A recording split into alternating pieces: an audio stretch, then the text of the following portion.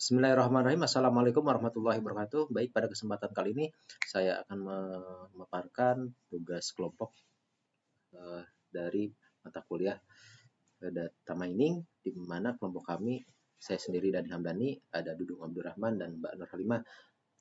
Kami mengambil beberapa tema yang untuk pembelajaran ini ya, yang saya akan sampaikan pada tugas dari UAS ujian akhir semester ini, yaitu terkait pembelajaran data mining pada kasus Titanic yang ada pada sampel menggunakan rapid miner. Oke,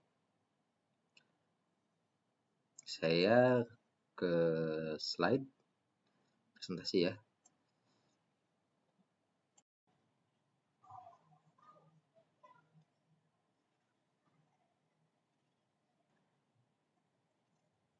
Baik, dari dataset yang saya dan teman-teman riset terkait survive of the Titanic sinking, yaitu pada kasus kapal Titanic ya.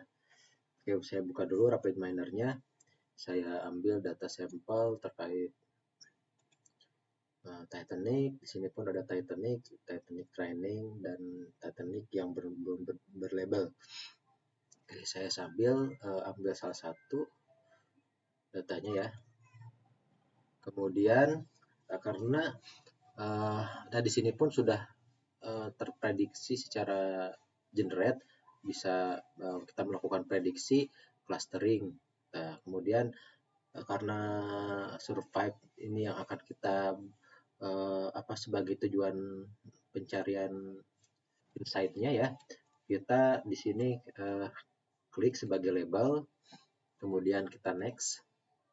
Nah, di sini kita kalau misalkan kita akan memprediksi ya harus mengklik dulu labelnya ya, gitu. Kemudian kita next. Nah, di sini pun kita sudah di generate data output ya terkait label tersebut, di mana ada yang meninggal dan selamat gitu ya.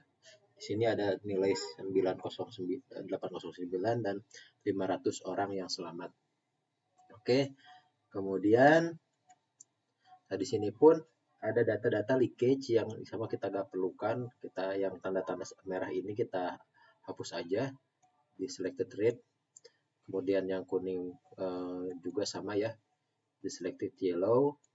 Kemudian kita next.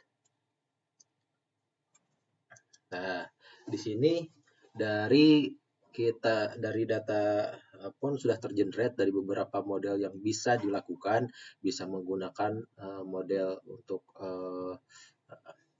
Naive Bayes, General Linear Model, logistic dari regulation-nya, logistic regression, slot margin, kemudian dari optimasinya kita bisa melakukan deep learning, decision trees ya, terus random forest, kemudian gradient boost trees, support vector machine. Nah, kita coba run dari dataset tersebut. Oke. Nah, ini sedang memproses ya datanya dari data tersebut. Di sini kita lakukan sesuai dengan yang sudah tergenerate saja. Tuh di sini baru muncul Naive Bayes. Secara prosesnya 22% dengan runtime-nya sekitar 11,7 second untuk pemprosesannya ya. Kemudian udah keluar juga General Linear Regression, logistik. Nah, kita tunggu sampai hasilnya keluar semua nih. Sekitar, kalau modelnya seperti ini mungkin sekitar 1 menitan, agak lama. Oke, sambil menunggu ya, kita cek ini yang keluar udah pas large margin. Ini metode-metode pada pemodelan. Bisa dilihat tabel klasifikasi errornya, standar deviasinya, gain, total time pada proses runtime-nya. Di sini pun sudah mulai ke decision trees ya, tadi deep learning sudah, Nih.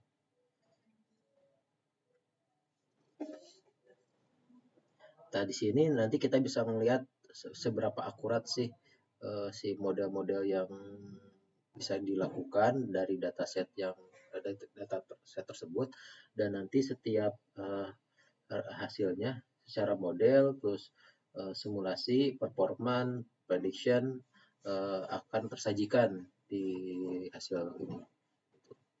Oke, random forest cukup lama nih.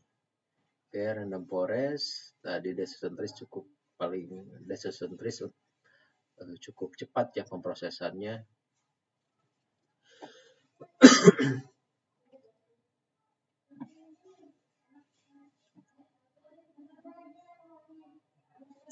Tinggal random forest, gradient boost trees, kemudian SPM, support vector machine, yang ini cukup terkenal juga metode yang dulu sempat saya pelajari di machine learning.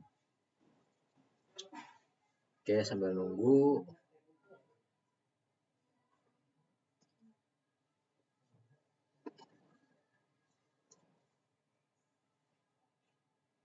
Nah, ini bisa pengaruh juga dari apa namanya si hardware kita ya, karena ini benar-benar menganalisa gitu ya secara aritmatika gitu ya dari setiap model ini.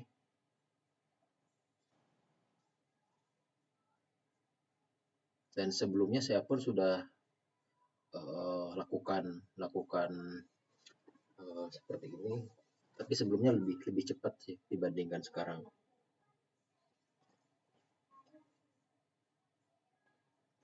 Oke, kita tunggu sebentar lagi mungkin.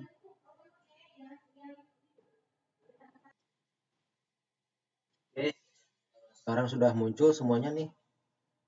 Di sini ya cukup lama nih secara pemrosesan di random forest ya untuk runtime-nya. Oke, kita secara prediksi pun ini ya keakurasan apa classification errornya bisa dilihat seperti ini tadi yang cukup lama nih untuk pemrosesan gradient boost nih. Sama yang random forest 2 menit. Oke. Kemudian di sini secara RSG comparison-nya bisa kita lihat denied bias nih. Oke. Kita misalkan lihat prediksi dari cowok dan cewek nih, matching values-nya nih, dan tidak diketahui. Oke, ini density-nya, kemudian dari umur. Nah, kita lihat dari setiap itunya ya. Nah, di sini pun dari prediction value-nya nih bisa dilihat keakuratan data ini 78 dari pemrosesan tadinya 78%. Nih. Kemudian lihat dari nah, kita pun di sini bisa melakukan simulasi ya.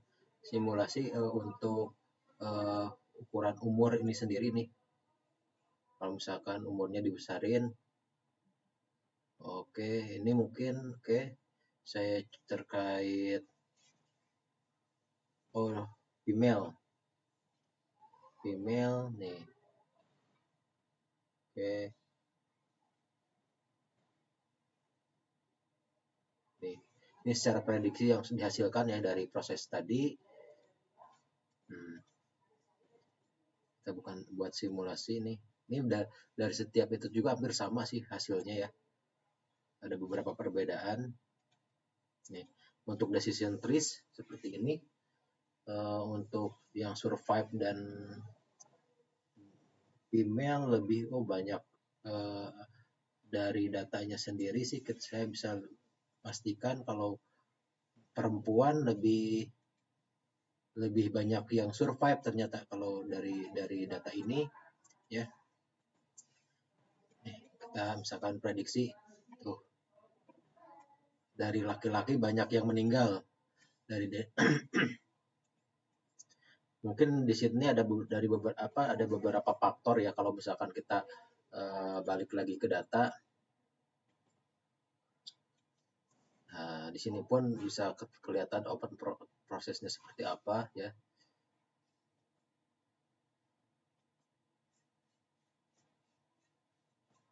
Karena kita menggunakan si auto model. Oke, ini dari support vektor mesin. Nanti kita bisa lakukan simulasi ini terhadap survive dan tidaknya gitu ya. Nah, kalau secara saya prediksi sih kita pun bisa mengoptimasi. Coba saya set nih optimasinya seperti apa. Oke, dari data yang kita buat. Nah, oke. Nah, secara general seperti ini ya hasilnya dari statistik nih, dari statistik apa namanya data yang telah tergenerate, dimana kalau saya lihat tadi dari simulator pun dari aspek umur dan dari tipe gender ini yang mempengaruhi nih yang paling dominan ya di gender gitu, dan mungkin dari embarkasi pemberangkatan ya, di sini ada pemberangkatan, terus mungkin juga dari sibling, ini terkait tekanan keluarganya, mungkin untuk tipe tiketnya pun bisa jadi. Nah, ini sangat berpengaruh sekali parameter-parameter ini terhadap output dari keluaran hasil data tersebut. Oke, mungkin itu saja secara garis besar ya pembelajaran data mining untuk kasus untuk kasus Titanic ini gitu. Untuk si label survive-nya. Oke, mungkin itu saja yang bisa saya sampaikan pada kesempatan kali ini. Mohon maaf atas segala kekurangannya.